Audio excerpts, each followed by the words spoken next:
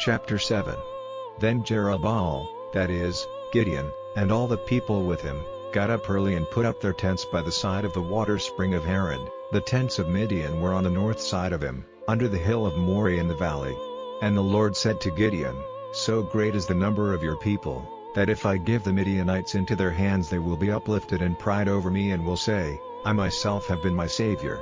So now, let it be given out to the people that anyone who is shaking with fear is to go back from Mount Gilad. So 22,000 of the people went back, but there were still 10,000. Then the Lord said to Gideon, There are still more people than is necessary, take them down to the water so that I may put them to the test for you there, then whoever I say is to go with you will go, and whoever I say is not to go will not go. So he took the people down to the water, and the Lord said to Gideon, Put on one side by themselves all those drinking up the water with their tongues like a dog, and in the same way, all those who go down on their knees to the water while drinking. Now the number of those who took up the water with their tongues was 300, all the rest of the people went down on their knees to the water. And the Lord said to Gideon, By those 300 who are drinking with their tongues I will give you salvation and give the Midianites into your hands. Let the rest of the people go away, every man to his place. So they took the vessels of the people, and their horns from their hands, and he sent them away, every man to his tent, keeping only the 300, and the tents of Midian were lower down in the valley. The same night the Lord said to him, Up! Go down now against their army, for I have given them into your hands. But if you have fear of going down, take your servant Purah with you and go down to the tents, and after hearing what they are saying, you will get strength to go down against the army. So he went down with his servant Purah to the outer line of the tents of the armed men. Now the Midianites and the Amalekites and all the people of the east were covering the valley like locusts, and their camels were like the sand by the seaside, without number. When Gideon came there, a man was giving his friend an account of his dream, saying, See, I had a dream about a cake of barley bread which, falling into the tents of Midian, came onto the tent, overturning it so that it was stretched out flat on the earth. And his friend in answer said, This is certainly the sword of Gideon, the son of Joash, the men of Israel. Into their hands God has given up all the army of Midian. Then Gideon, hearing the story of the dream and the sense in which they took it, gave worship. Then he went back to the tents of Israel, and said, Up! For the Lord has given the army of Midian into your hands. Then separating the 300 men into 3 bands, he gave every man a horn, and a vessel in which was a flaming branch. And he said to them, Keep your eyes on me, and do what I do. When I come to the outer line of tents, whatever I do, you are to do the same. At the sound of my horn, and the horns of those who are with me, let your horns be sounded all round the tents, and say, For the Lord and for Gideon. So Gideon and the 300 men who were with him came to the outer line of tents, at the start of the middle watch, when the watchmen had only then taken their stations, and the horns were sounded and the vessels broken. So the 3 bands all gave a loud note on their horns, and when the vessels had been broken, they took the flaming branches in their left hands, and the horns in their right hands ready for blowing, crying out, For the Lord and for Gideon.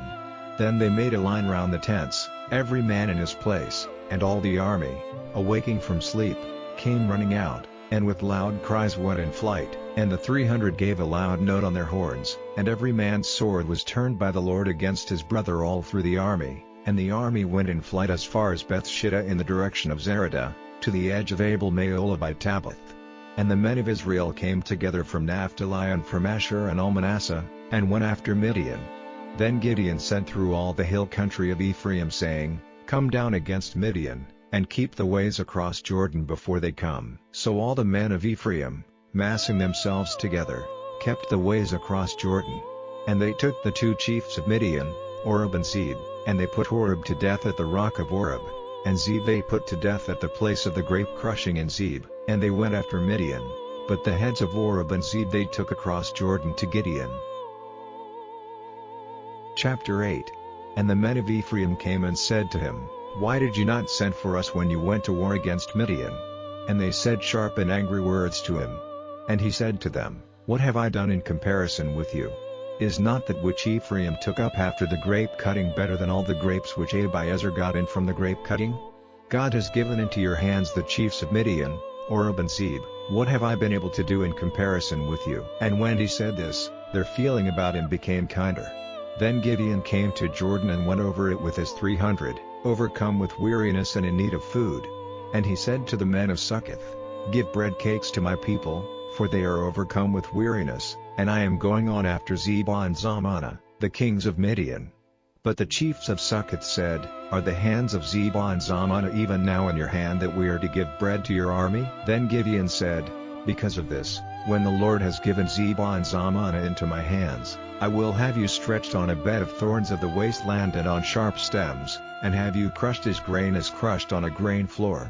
So he went up from there to Penuel and made the same request to the men of Penuel, but they gave him the same answer as the men of Succoth had given. So he said to the men of Penuel, "When I come back in peace, I will have this tower broken down." Now Zebah and Zalmunna were in Karkor and their armies with them, about 15,000 men, those of all the army of the children of the east who were still living, for 120,000 of their swordsmen had been put to death. And Gideon went up by the way used by the people living in tents on the east of Nobah and Jogbeah, and made an attack on the army when they had no thought of danger.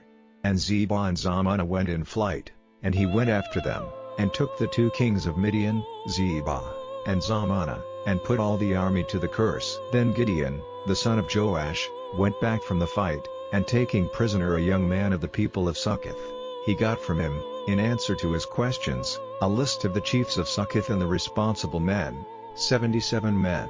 So he came to the men of Succoth and said, "Here are Zebah and Zalmunna, on account of whom you made sport of me, saying, Are the hands of Zebah and Zalmunna even now in your hand, that we are to give bread to your army who are overcome with weariness?" Then he took the responsible men of the town and had them crushed on a bed of thorns and sharp stems. And he had the tower of Penuel broken down and the men of the town put to death. Then he said to Zebah and Zalmunna, "Where are the men whom you put to death at Tabor?" And they gave answer, "As you are, so were they, every one of them was like a king's son." And he said, "They were my brothers, my mother's sons, by the life of the Lord, if you had kept them safe, I would not put you to death." Then he said to Jether, his oldest son, "Up, put them to death." But the boy did not take out his sword, fearing because he was still a boy. Then Zebah and Zalmunna said, "Up, put an end to us yourself, for you have a man's strength." Then Gideon got up and put Zebah and Zalmunna to death and took the ornaments which were on their camels' necks. Then the men of Israel said to Gideon, "Be our ruler, you and your son's son after him, for you have been our savior from the hands of Midian." But Gideon said to them, "I will not be a ruler over you, and my son will not be a ruler over you, it is the Lord who will be ruler over you." Then Gideon said to them, "I have a request to make to you, let every man give me the earrings he has taken." For they had gold earrings, because they were Ishmaelites, and they gave answer, "We will gladly give them." So they put down a robe, every man dropping into it the earrings he had taken. The weight of the gold earrings which he got from them was 1,700 shekels of gold, in addition to the moon ornaments and jewels and the purple robes which were on the kings of Midian, and the chains on their camels' necks. And Gideon made an ephod from them and put it up in his town Ophrah, and all Israel went after it there and were false to the Lord, and it became a cause of sin to Gideon and his house. So Midian was broken before the children of Israel, and the Midianites never got back their strength. And the land had peace for 40 years, in the days of Gideon. And Jerubbaal, the son of Joash, went back to his house and was living there. Gideon had 70 sons, the offspring of his body, for he had a number of wives. And the servant wife he had in Shechem had a son by him, to whom he gave the name Abimelech. And Gideon, the son of Joash, came to his end when he was very old, and his body was put in the resting place of Joash his father, in Ophrah of the Abiezrites. And after the death of Gideon, the children of Israel again went after the gods of Canaan and were false to the Lord, and made Baal-berith their god. And the children of Israel did not keep in their minds the Lord their God, who had been their savior from all their haters on every side, and they were not kind to the house of Jerubbaal, that is, Gideon, in reward for all the good he had done to Israel. Chapter 9. Now Abimelech, the son of Jerubbaal, went to Shechem to his mother's family, and said to them and to all the family of his mother's father, "Say now in the ears of all the townsmen of Shechem, is it better for you to be ruled by all the 70 sons of Jerubbaal or by one man only? And keep in mind that I am your bone and your flesh. So his mother's family said all this about him in the ears of all the townsmen of Shechem, and their hearts were turned to Abimelech, for they said, "He is our brother." And they gave him 70 shekels of silver from the house of Baal-berith, with which Abimelech got the support of a number of uncontrolled and good-for-nothing persons. Then he went to his father's house at Ophrah, and put his brothers, the 70 sons of Jerubbaal, to death on the same stone. However, Jotham, the youngest, kept himself safe by going away to a secret place. And all the townsmen of Shechem and all Beth Millo came together and went and made Abimelech their king, by the oak of the pillar in Shechem. Now Jotham, on hearing of it, went to the top of Mount Gerizim, and crying out with a loud voice said to them, "Give ear to me, you townsmen of Shechem, so that God may give ear to you." One day the trees went out to make a king for themselves, and they said to the olive tree, "Be king over us." But the olive tree said to them, "Am I to give up my wealth of oil, by which men give honor to God, and go waving over the trees?" Then the trees said to the fig tree, "You come and be king over us." But the fig tree said to them, "Am I to give up my sweet taste and my good fruit and go waving over the trees?" Then the trees said to the vine, "You come and be king over us." But the vine said to them, "Am I to give up my wine, which makes glad God and men, to go waving over the trees?" Then all the trees said to the thorn, "You come and be king over us."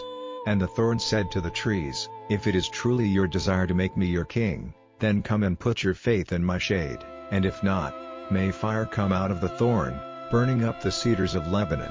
So now, if you have done truly and uprightly in making Abimelech king, and if you have done well to Jerubbaal and his house in reward for the work of his hands, for my father made war for you, and put his life in danger, and made you free from the hands of Midian, and you have gone against my father's family this day, and have put to death his sons, even 70 men on one stone, and have made Abimelech, the son of his servant wife, king over the townsmen of Shechem because he is your brother. If then you have done what is true and upright to Jerubbaal and his family this day, may you have joy in Abimelech, and may he have joy in you.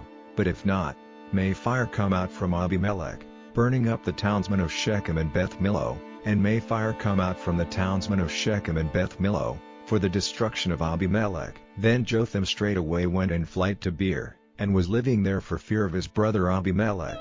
So Abimelech was chief over Israel for 3 years.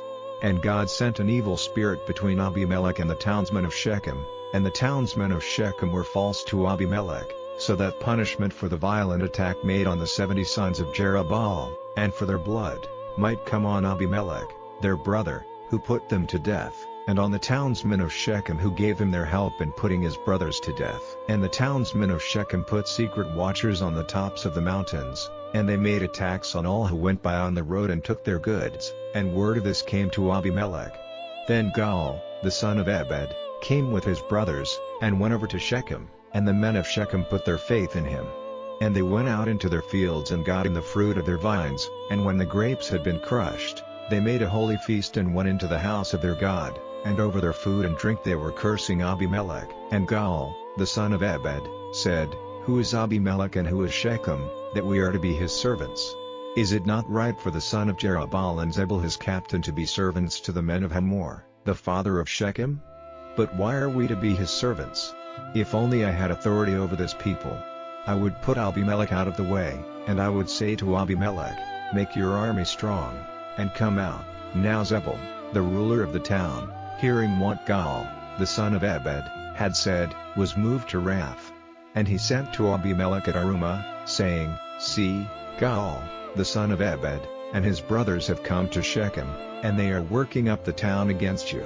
So now, get up by night, you and your people, and keep watch in the field secretly, and in the morning, when the sun is up, get up early and make a rush on the town, and when he and his people come out against you, do to them whatever you have a chance to do." So Abimelech and the people with him got up by night, in 4 bands, to make a surprise attack on Shechem. And Gaal, the son of Ebed, went out, and took his place at the doorway into the town. Then Abimelech and his people got up from the place where they had been waiting. And when Gaal saw the people, he said to Zebul, "See, people are coming down from the tops of the mountains." And Zebul said to him, "You see the shade of the mountains like men." And Gaal said again, "See, people are coming down from the middle of the land." and one band is coming by way of the oak tree of the Seres." Then Zebul said to him, "Now where is your loud talk when you said, 'Who is Abimelech that we are to be his servants?' Is this not the people whom you were rating so low? Go out now, and make war on them." So Galal went out at the head of the townsmen of Shechem and made war on Abimelech. And Abimelech went after him, and he went in flight before him, and a great number were falling by the sword all the way up to the town. Then Abimelech went back to Arumah, and Zebul sent Galal and his brothers away and would not let them go on living in Shechem. Now the day after, the people went out into the fields, and news of it came to Abimelech. And he took his people, separating them into 3 bands, and was waiting secretly in the field. And when he saw the people coming out of the town, he went up and made an attack on them. And Abimelech with his band made a rush, and took up their position at the doorway into the town. And the other 2 bands made a rush on all those who were in the fields, and overcame them. And all that day Abimelech was fighting against the town, and he took it, and put to death the people who were in it, and had the town pulled down and covered with salt. Then all the townsmen of the tower of Shechem, hearing of it, went into the inner room of the house of El-Berith. And word was given to Abimelech that all the men of the tower of Shechem were there together. Then Abimelech went up to Mount Zaman, with all his people, and Abimelech took an axe in his hand and, cutting down branches of trees, took them and put them on his back. And he said to the people who were with him, "Be quick and do as you have seen me do."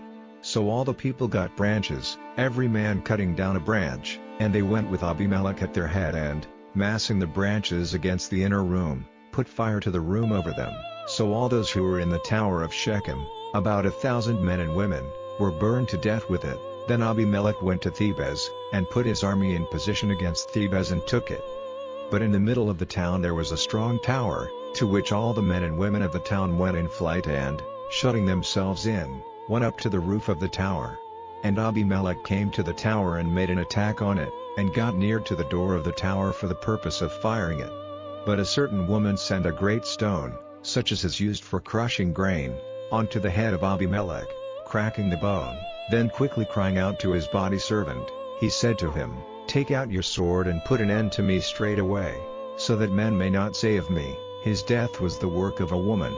So the young man put his sword through him, causing his death. And when the men of Israel saw that Abimelech was dead, they went away, every man to his place.